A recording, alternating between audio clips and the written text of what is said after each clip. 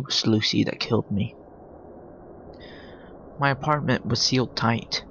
I boxed in right when the panic and riots started. My building is an unassuming 3 stories of all brick and mortar in a mostly industrial area. Not the best place to live in the regular world. But when the world is ending, no better. No fires or looters here. Not like Boston or San Diego. Entire cities burning with no one left to put them out. The news first reported it was a localized event in the Eastern European bloc. A new pandemic strain of influenza. Some stupid shit.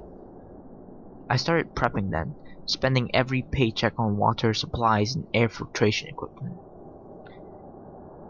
6 months later, the President of the United States is on the news in a full biological hazard suit, apologizing to the world and telling everyone to pray.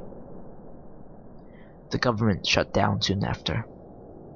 But by then, the Spores storm were already blowing across Indiana. They referred to it as an ETO, extraterrestrial organism. Speculated that it probably landed somewhere in the mountainous region near Turkey. It was a Sicilia-based life form, somewhere between a worm and a fungus, completely parasitic and hostile to any life form it came into contact with: insects, birds, and mammals. Towards the end, they even said it had adapted and started attacking to plants.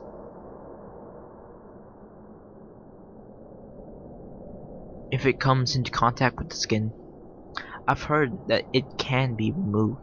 These spores, they attach to whatever they land on and root in deep. 2 inches deep.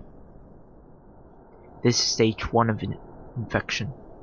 Within about a week, the head will find out and become a flowering organism, releasing more spores.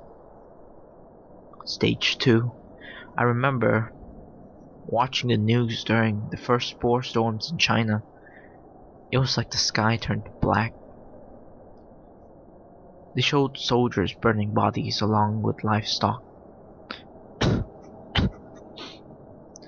If a spore is inhaled, it latches inside the lungs, makes you crazy with pain.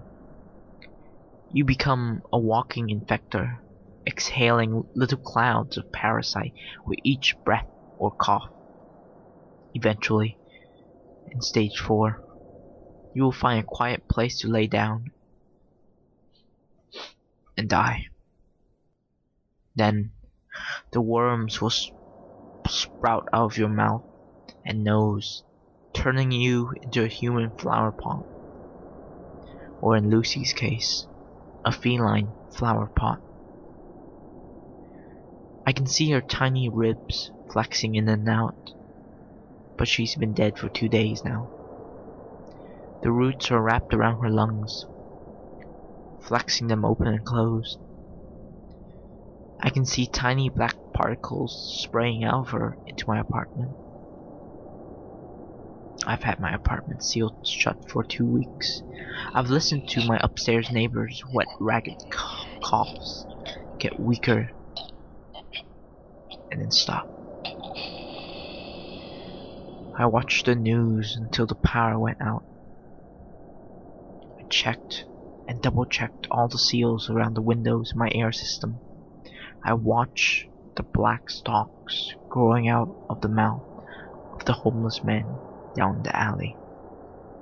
When I heard Lucy crying at my door, scratching to be let in, I hadn't seen her in a month.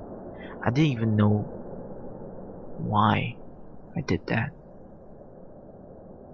I knew I was dead the first time she sneezed. I feel a weird trickle in the back of my throat. It sends me into a coughing fit that lasts over a minute. When I'm finally done, I can feel it. It just barely draping out over my bottom lips. I look in the mirror and I can see the long black tendril disappear down my throat. I gingerly press on it with my black teeth. I feel a vice clamp down on my lungs, squeezing all the air out. I see flashing stars and blackness before it relaxes ever so slightly, allowing me to labor on for just a little longer. I'm so pissed, so angry. I open my mouth wide, wrap my hand around the cord, and rip, pulling 2 feet of black rope out of my mouth, along with a red and bloody chunk. Pain in my right lung is. When I woke up, I can see all the blood I've coughed up, flecked with black spores and tiny, wriggling threads. There are now 2 more tendrils touching my bottom lips. It took me an hour to crawl over to where I left my tablet. It's so hard to breathe now. I won't have to bother doing it soon.